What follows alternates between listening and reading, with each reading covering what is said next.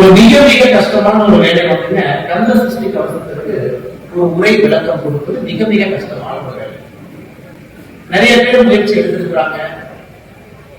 ஆனா நிறைய உரைகளை படிக்கும் பொழுது கந்த சஷ்டி கவசத்தை அந்த அளவுக்கு ஆழமாக புரிந்து கொள்ளும் அளவுக்கு ஒரு யோக நிலை இருந்தால் மட்டும்தான் கந்த சஷ்டி கவசத்தை நம்மால் உரை விளக்கத்தை எழுத முடியும்.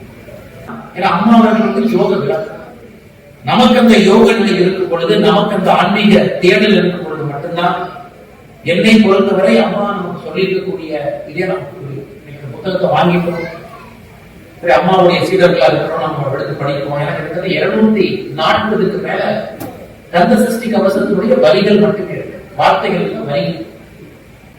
ஆனா எத்தனாயிரம் ஆண்டுகளுக்கு முன்பே நம்முடைய ஆன்மீகத்துல நாம் இதையெல்லாம் இப்பொழுதும் கணித்து துல்லியமாக ஒரு கோள்கள் எங்க இருக்கு, எவ்வளவு தூரங்கள் இருக்கு, அதனுடைய ரொட்டேஷன் எப்படி இருக்கு.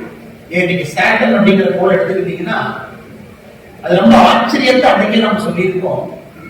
அந்த சாட்டர்ன் கோள் சூரியனை சுற்றி வருவதற்கு ஒரு நாளாகும், தன்னைத்தானே சுற்றி கொள்வதற்கு அதை விட அதிக நாளாகும் நாம் அன்னைக்கு சொல்லியிருக்கோம். அப்படின்னு சொல்லுவாங்க.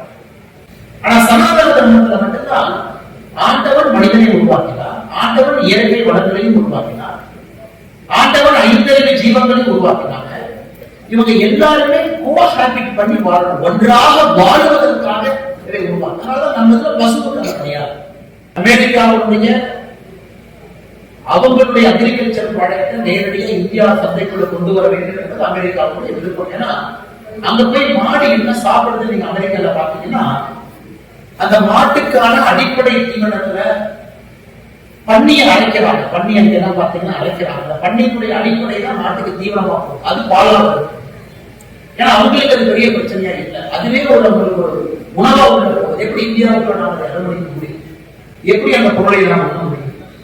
ஆனா சனாதன தர்மத்துல மட்டும்தான் இன்னைக்கும் நாம் ஒரு வேள்வியை ஆரம்பிக்கும் பொழுது உலகத்தினுடைய அமைதிக்காக அந்த வேள்வியை ஆரம்பிக்கும்.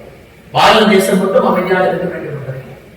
நாம் எல்லோருமே காலையில யோகத்தை எல்லாம் முடிச்சுட்டு காலையில நாம் அந்த யோகத்தை முடித்துவிட்டு சொல்லக்கூடிய முதல் வார்த்தையே ஓம் சாந்தி சாந்தி சாந்தி சொல்றோம். எல்லோருக்கும் அமைதி நாம் சொல்றோம்.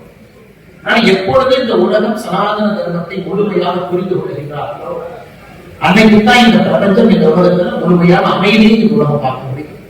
இங்கிருந்து உலக நாடுகள் முழுவதும் அமைதி என்கின்ற வார்த்தை நாம் எடுத்துட்டு போவோம். உலக நாடுகள் நன்றாக வாழ்வதற்கான ஒரு சாத்தியக்கூறுகள் நம்முடைய சனாதன தர்மத்தின் மூலமாகத்தான் நாம் கொடுக்க முடியும்.